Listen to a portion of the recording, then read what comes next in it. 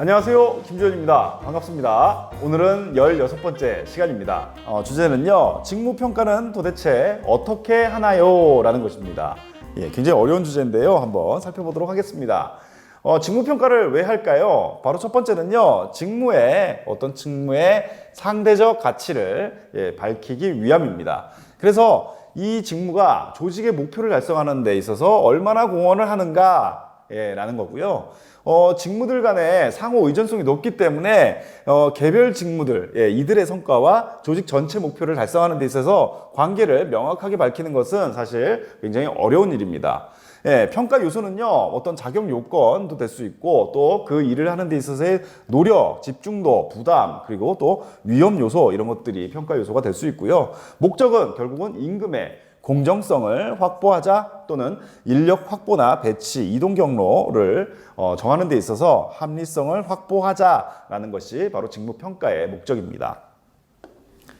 그러면 직무평가 방법은 굉장히 다양한데요. 한번 살펴보도록 하겠습니다. 먼저 서열법이 있습니다. 중요도, 난이도, 작업 환경 이런 것들을 포괄적으로 고려해서 서열화시키는 겁니다. 줄을 세우는 거죠. 그래서 일괄 서열법이 있습니다. 이거는요, 가장 높은 가치가 있는 직무, 그리고 가장 낮은 가치가 있는 직무를 선정하는 겁니다. 그 다음에 또 그 다음 높은 직무, 그 다음 낮은 직무, 그 다음 높은 직무, 낮은 직무 해가지고 전체적으로 쭉 직무들을 평가해 가는 방법이죠. 서열을 정하기 쉽다라는 장점이 있습니다. 상대 비교법이 있는데요. 이거 같은 경우에도 이 직무들을 두 개를 계속 비교를 하는 거예요. 얘하고 비교했더니 얘가 더 높네, 쟤가 더 높네 이러면서 계속 다 비교한 다음에 또 최종적으로 이 전체적인 서열이 만들어질 때까지 짝을 이뤄서 하기 때문에 절차가 좀 번거롭고 많죠. 그렇기 때문에 큰 조직에서는 좀 활용하기 어렵다라는 단점이 있습니다. 위원회 방법이 있는데요. 이거는요, 여러 인원들이 들어가서 위원회를 구성한 다음에 이들이 서열을 평가하는 방법입니다. 이 방법들의 서열법의 가장 큰 문제는 주관 개입의 가능성이 굉장히 높다라는 그런 단점이 있고요. 또 직무들 간의 가치 차이가 그럼 얼마나 있는데라는 그 정도를 파악하기가 어렵다. 그렇기 때문에 신뢰도가 낮다라는 단점이 있습니다. 그 다음 방법은 분류법입니다. 중요도, 난이도, 환경 이런 것들을 고려해서 사전에 등급을 정해서 직무를 분류하는 방법입니다. 실시 과정이 간단하고 용이하다는 장점, 그리고 비용이 적다라는 장점이 있습니다. 그렇지만은 이제 개별 등급들을 미리 좀 정의하기가 어려운 경우들이 있습니다. 예를 들면 등급을 이렇게 했을 때 어떤 게 몇 등급이야 라는 걸 정하기가 좀 어렵고요.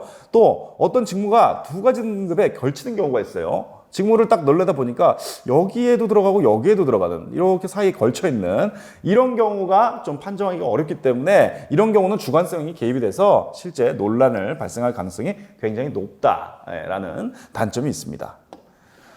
그 다음 방법은 점수법입니다. 미리 직무의 가치에 대해서 점수를 미리 정해놓는 거죠. 이건 1점, 2점, 3점 이렇게 해두는데요. 먼저 평가 요소를 선정을 합니다. 지식이라든지 숙련, 책임, 노력, 환경 이런 것들을 가지고 어떤 요소를 가지고 평가할지를 미리 정하고요. 그러고 나서 각 요소별로 가중치를 결정합니다. 이때 A라는 직무, B라는 직무 가중치가 다를 수 있겠죠. 그렇게 해서 미리 판단을 하고요. 그러고 나서 점수를 기준에 따라서 요소에 점수를 주고 거기에 따른 가중치를 가지고 계산을 해냅니다.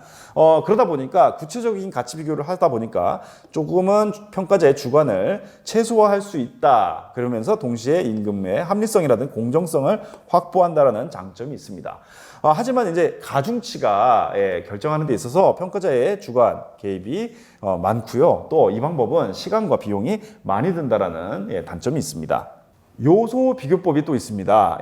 요소별로 직무들 간의 서열을 정하는 방법인데요. 절차는 이렇습니다. 숙련도, 책임, 작업 조건 이런 것들을 가지고 평가 요소를 먼저 산정을 하고요. 조직 목표를 달성하는데 중요한 대표 직무들을 선정을 합니다.